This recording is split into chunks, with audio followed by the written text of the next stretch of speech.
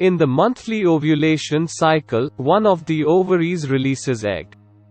After ovulation, the egg enters the fallopian tube. Woman is likely to get pregnant if she has sex just before, during or right after ovulation. During this time, a sperm cell from man's semen can fertilize the egg. Many sperm cells swim up to fertilize the egg. Only one sperm can penetrate and fertilize the egg. When an oocyte and a sperm unite their genetic loads, a cell, zygote is formed. The zygote undergoes repeated divisions until it reaches 16 cells or morula. The egg travels down the fallopian tube to reach the uterus wall or endometrium.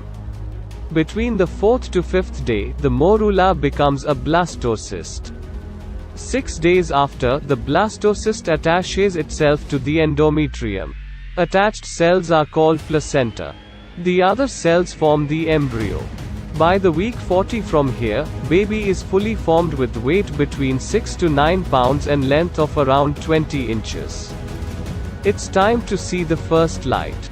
The first stage of labor lasts approximately 12 to 19 hours during a vaginal birth and begins when the baby descends lower into your pelvis.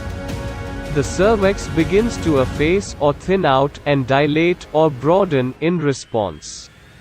During this time, you may experience powerful regular contractions every 5 to 20 minutes, as well as persistent lower back pain and cramping. You may notice a brownish or reddish mucus discharge, which could represent the mucus plug at the cervix's opening dislodging. The water may burst, resulting in a tremendous rush of fluid or a steady drip. If you have any of these symptoms, you should consult a doctor or midwife to determine whether you should seek medical attention.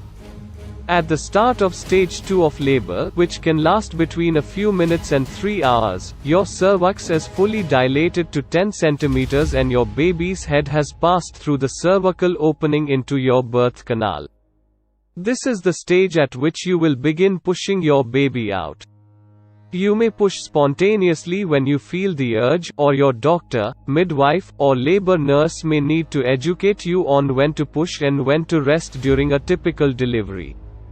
During active labor, your baby's head will rotate to face your back, and your uterus will be divided into an active segment that contracts and pushes the baby downward, and a flexible passive segment that remains relaxed and stretches to allow the baby to pass through.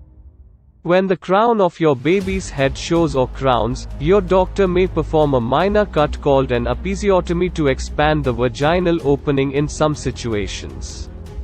As your baby's head travels through the birth canal, it forms an elongated head shape that will resolve within a few days as the skull bones realign.